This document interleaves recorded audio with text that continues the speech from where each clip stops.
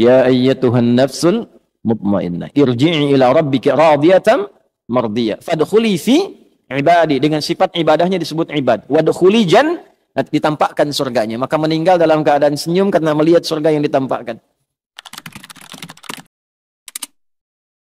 Kalau kita ingin mendapatkan sifat ridha Allah, yang pertama jaga ibadah. Yang kedua jaga akhlak. Akhlak. Itu pembuktian ibadah itu pada akhlak.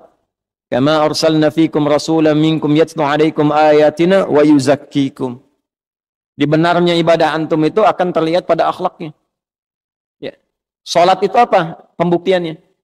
Tanha 'anil fakhsya wal munkar. Inna salata tanha 'anil fakhsya wal munkar. Nah, fakhsya wal munkar itu kalau bisa dihindari, ya, itu adalah akhlak perwujudannya.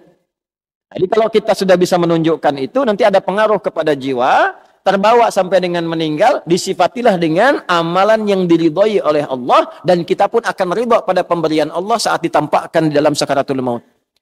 Ya.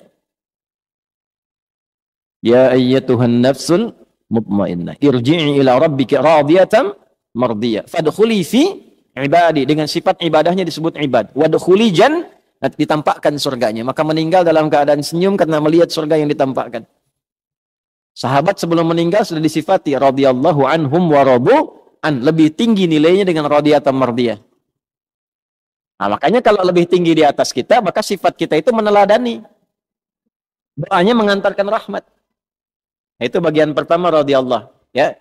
Jadi kalau ada yang laki-laki anhu, kalau perempuan anha, kalau banyak anhum. Ya, kalau bapak anak itu anhuma. Biasanya depannya kuncinya ibnu. Ya, an ibni Abbas, an ibni Umar radhiyallahu taala anhuma. Kalau huma bonusnya satu lagi. Mengalir pahala lagi untuk ayahnya dan ibunya, orang tuanya. Misal Ibnu Abbas itu kan dididik oleh ayahnya pedagang, sibuknya luar biasa. Tapi dia pengen satu dari keluarganya jadi ahli ilmu, yang mewarisi ilmunya Nabi SAW. Maka dari kecil disimpan di majlisnya Nabi. Titipin sama ibunya Ummu Fudail. Ya, tolong yang ini Abdullah ini siapin supaya jadi alim ke depan, ke majlis Nabi. Simpan, nanti bawa lagi, simpan, bawa lagi. Sampai Nabi meninggal, beliau masih remaja. Kisaran usia 13-14 tahun. Ya, sudah hafal 2000 hadis. Bapaknya baru 200, anaknya 2000. Didoakan oleh Nabi, Allahumma faqihhu fid din wa alimhu ta'wil. Kemudian disebut turjumanil Quran, jadi pakar Al-Quran, jadi ahli fiqih. Nah, setiap beliau menyampaikan satu hadis dari 2000 itu pahala mengalir pada orang tuanya. Makanya disebut dalam kitab ulama radhiyallahu taala anhuma. Sebagai tanda Abdullahnya dibuang, Abbasnya dimunculkan. Karena inisiatif mendidik anak itu datang dari orang tuanya. An ibni Abbasin.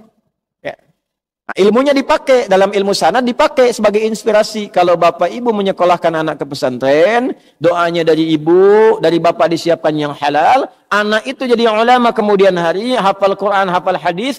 Setiap dia menyampaikan sesuatu, bapak ibu dapat transferan pahalanya. Jangankan jadi alim, dia sekarang baca Quran, bapak ibu positif tuh, kirimkan yang halal, ibu doakan. Dia baca Quran, pahala mengalir pada ibu. Nah, itulah keuntungannya begitu. Makanya cari sekolah-sekolah Islam. Ya, cari pesantren-pesantren yang baik, yang ada Qur'annya, ada sholatnya, supaya pahala mengalir. Hukum itu gimana niatnya? Innamal a'malu bin. Kalau orang tua niatkan dunia, bapak ibu dapat dunia. Itu aja sederhana.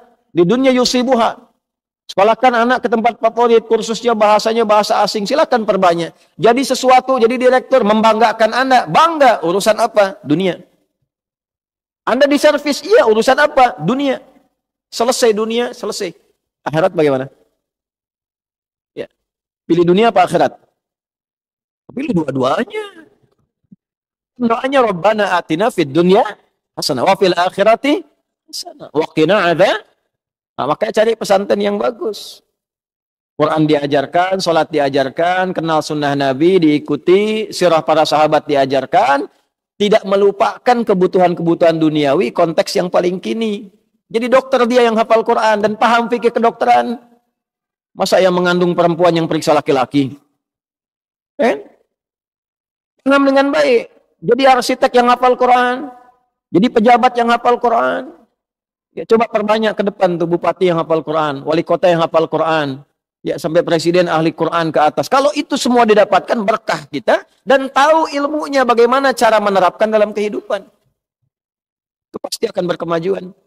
Yaitu radhiyallahu taala anhu. Jadi kalau ngaji hadis kita kalaupun belum ke matan, ke sanad kita dapat inspirasi itu. Nanti Anda pelajari, Anda profesinya apa? Ingin ikut sahabat, nggak harus semuanya.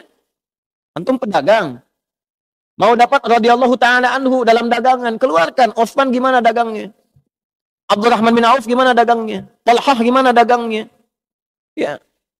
Yang bukan profesinya, ya sudah. Ya, cukup antum ikuti keteladanan ibadah kebaikannya, yang seprofesi ikuti tian kehidupannya. Antum pengen jadi pejabat, oh gimana Abu Bakar, gimana Omar? Antum pengen karir di militer misalnya, gimana Khalid bin Walid? Gimana Abu Ubaidah al-Jarrah? Antum pengen di ilmu, gimana sahabat Ali bin Abi Thalib karamahullahu wajhah?